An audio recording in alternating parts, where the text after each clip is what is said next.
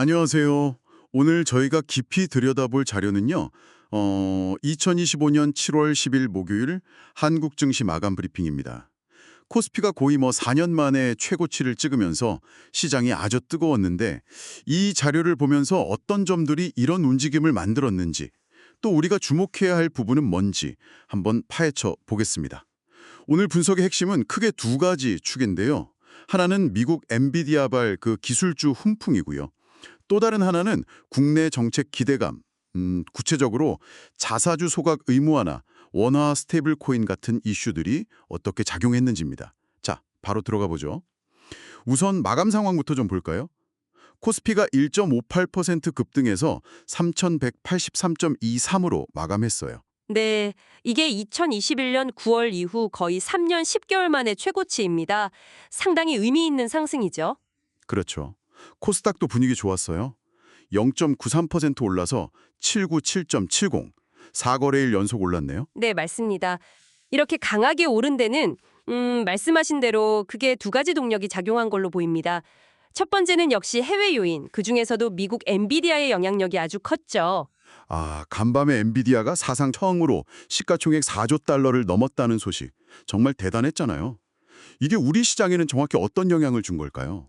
SK 하이닉스가 5.69%, 삼성전자도 0.99% 오르긴 했는데 그 이상으로 봐야 할까요? 네, 그게 중요해요. 단순히 관련주 몇 개가 오른 걸 넘어서요. 우리 증시, 특히 이 기술주들이 글로벌 AI 트렌드하고 얼마나 직접적으로 연결되어 있는지를 아주 명확하게 보여준 사건이거든요. 그러니까 엔비디아라는 한 기업의 성과가 우리 대표 기업들 주가는 물론이고 지수 전체를 끌어올리는 그런 강력한 힘을 보여준 거죠. 그만큼 동조화가 심화됐다는 거군요. 그쵸. 이게 기회가 될 수도 있지만 반대로 보면 변동성도 커질 수 있다는 의미고요. 그리고 두 번째 동력은 국내 정책에 대한 기대감이었어요. 네. 그 자사주 소각 의무화. 네, 맞아요. 그 자사주 소각 의무화를 골자로 하는 상법 개정안 발의 소식이 딱 나오면서 시장에 불을 확 지폈습니다. 기업이 사들인 자기 주식을 의무적으로 소각해서 주주 가치를 직접적으로 올리자는 그런 취지잖아요. 네, 그 영향이 정말 바로 나타났더라고요. 자료 보니까 금융주랑 지주사들이 엄청 강했어요. 흥국화재가 21% 넘게 오르고 하나손해보험도 15% 이상 급등하고 와, 그렇죠. 시장이 이런 그 기업 가치 제고, 주주 환원 강화 조치에 얼마나 목말라 있었는지 보여주는 대목입니다. 여기에 또 기름을 부은 게 있었죠. 네, 맞습니다.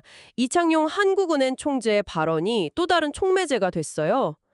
원화 가치에 연동되는 디지털 화폐, 그러니까 원화 스테이블 코인 도입 가능성을 언급하면서요. 핀테크 관련 기업들 주가가 그야말로 폭발적으로 반응했습니다. 정말 순식간이었어요. 뱅크웨어 글로벌은 상한가 같고요. 더준비전 여기도 24% 넘게 급등했죠. 이 디지털 원화라는 개념에 대한 기대감이 정말 엄청나구나 싶더라고요. 네, 이런 분위기는 투자 주체별 움직임을 보면 더 명확해집니다. 코스피 시장에서 외국인이 4,492억 원, 기관이 463억 원, 이렇게 동반순 매수를 했어요. 외국인하고 기관이 같이 들어왔군요. 그렇죠. 상승을 이끈 거죠. 반면에 개인 투자자들은 한 5,654억 원 정도 순매도하면서 차익 실현에 나선 모습이었고요. 음, 이건 외국인이나 기관 투자자들이 현재 시장 상승 동력을 꽤 긍정적으로 보고 있다. 이렇게 해석할 수 있겠네요. 네, 그렇게 볼 수 있습니다. 그리고 또 중요한 게 이 상승세가 특정 테마나 종목에만 쏠린 게 아니라는 점 같아요. 코스피, 코스닥 양시장 모두 상승 종목 수와 하락 종목 수보다 훨씬 많았고요. 자료에 나온 것처럼 금융, 지주사 외에도 현대모비스나 삼성물산 같은 이런 대형주들까지 두루두루 250일 신고가를 기록하면서 상승폭이 넓게 나타났습니다. 네, 맞아요. 오늘 시장을 주도했던 테마들을 한번 쭉 정리해보면 그림이 더 선명해지는데요. 방금 말씀드린 스테이블 코인, 핀테크 테마. 이건 하는 총재 발언 영향이었고요. 또 반도체는 엔비디아 효과를 톡톡히 봤죠.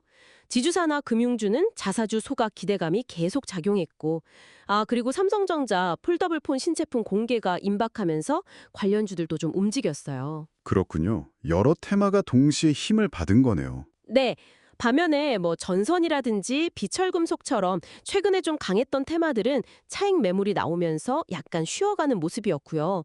이게 시장 참여자들이 뉴스나 정책 변화에 얼마나 빠르게 또 민감하게 반응하는지를 잘 보여주는 사례라고 할 수 있습니다. 자, 그렇다면 이 모든 분석이 결국 우리 투자자 여러분께는 어떤 의미일까요?